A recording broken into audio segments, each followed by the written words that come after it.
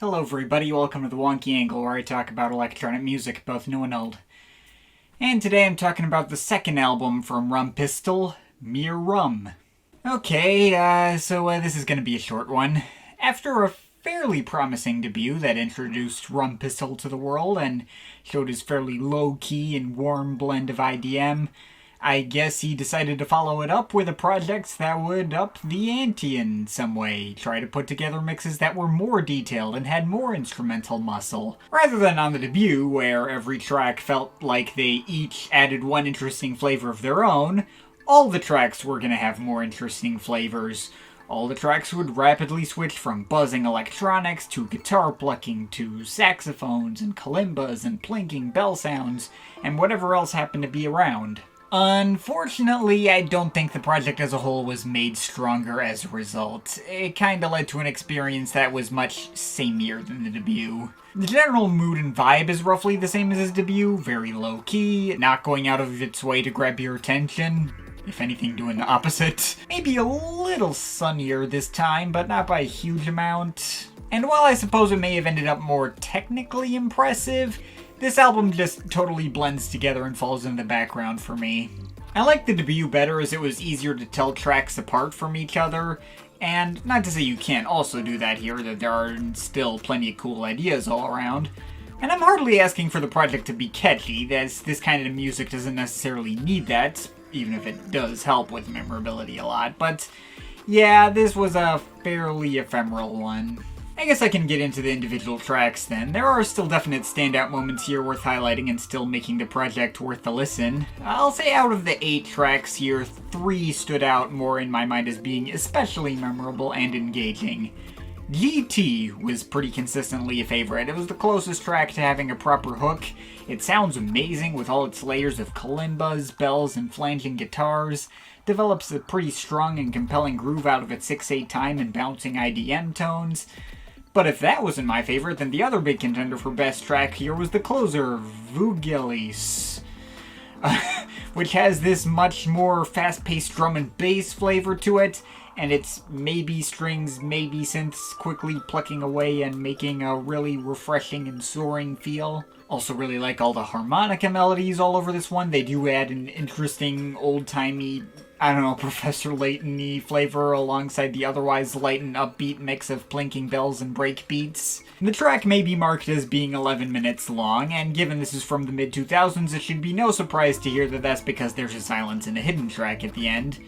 But silence is only like a minute and a half, and the hidden track is like a minute of strange ambient noises that make some cool effects. And the main bulk of the track is a not unsubstantial 8-9 minutes, so far from the most annoying example of that gimmick. Still kinda wish it wasn't there, but you know. Those 2 tracks were definitely the best ones, though there were other highlights. I liked Vintertog, and how it felt like it carried a lot more weight than like any of the other tracks on here. Some really intense and creeping, buzzing bass washes running through this one, despite the usual playful mix of bells, and some pretty fun and playful dub rhythms later on that would always catch my ear. Those 3 tracks are all really good. And you know what, I can probably give you Tape Swamp as well. I don't love that one, but it is the sparsest track in the bunch, and has lots of strange noises and effects that try to get it to live up to its title. It certainly sounds really cool, and I like that it has less melody than the others, as it's easier to pick out from the crowd. But yeah, the other tracks here didn't particularly stick with me. They all kind of felt like they were adding up to the exact same blend. It was a nice blend. All the various blinking bell textures are the kind of thing I'm always welcome to hear in a project like this, and every track is drowning in all shapes and sizes of them. They all sound really nice. But having all these tracks with so little to differentiate between them makes these sounds kind of lose their luster a little bit. The opener, Overtone, may have some nice saxophone solos that I like, and the minimal low-key IDM percussion clicking is nice, if a little standard. But much like the lower tier material on his debut, just doesn't do much to grab my attention. Plus 3 Dub has some cool dub techno synth plugs that give me maybe a tiny bit of like a Speedy J feel, and indecipherable voice samples in the back. but otherwise has slow-moving percussion and the same mix of bells and guitars that everything else has. AK Mage also has some saxophone, but I barely notice it's there. That one does have some guitar patterns that remind me a little of BOC Satellite Anthem Icarus too, I guess. It's one of those tracks where it's pretty good when I pay attention to it, but I have to really try. It doesn't grab me by itself, and on most listens of this thing, this track completely passed me by without me noticing at all. And this track sounds almost completely identical to Teddy 114. I guess that one's a little more energetic, more acoustic guitar centric, and with a little more present percussion, but not by much. And, yeah, that's basically all I have in terms of individual tracks. I mean, overall, I certainly don't dislike this album. The sound design is really well done, and nearly any time these kinds of bell and vibraphone sounds are used in any music, I compliment its use with nearly no exception.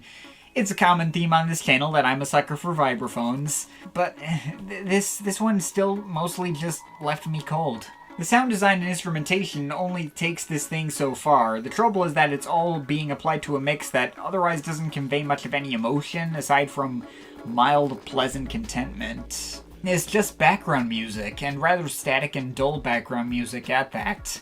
This album doesn't feel like it's taking me anywhere or going the extra mile, despite all the attention to detail being put into the mixes and the production and still feeling like a labor of love to some degree. The end result just feels so milquetoast and standard. And even if Rumpistol's particular style is still fairly unique and pretty easy to recognize from a distance, I can't help but think of various other albums from artists like Fortet, who are able to deliver a similar kind of mood, but with much stronger impact. And it's weird because, yeah, this album does probably have more texture and detail than his debut. The debut just did more with less, though. Tracks were easier to remember because they had less to them and, didn't all sound like each other. This one, it just didn't really inspire any strong feelings out of me one way or the other. Just a bland and inoffensive IDM project that I'm not going to remember or come back to again besides maybe an isolated moment or two. The good news is that he was able to improve upon this album's weaknesses with later efforts, which I'll get to, and evolve his sound into further unique territory from here. But this project in particular, it's alright. Check out if you're curious. Certainly has its moments worth hearing, but in the grander scheme of things, it's nothing particularly special. I'm overall feeling a 6.3 out of 10 on it. But of course, this is just my opinion. You can feel free to disagree with it, but I'd like to hear your thoughts, so leave the comments in the comment thing down there. Shout out to my Patreon supporters. They're awesome people. You want to add yourself to that list or make me review something, a link to my Patreon is in the description. But yeah, that's pretty much it. That's all for today. See you next time.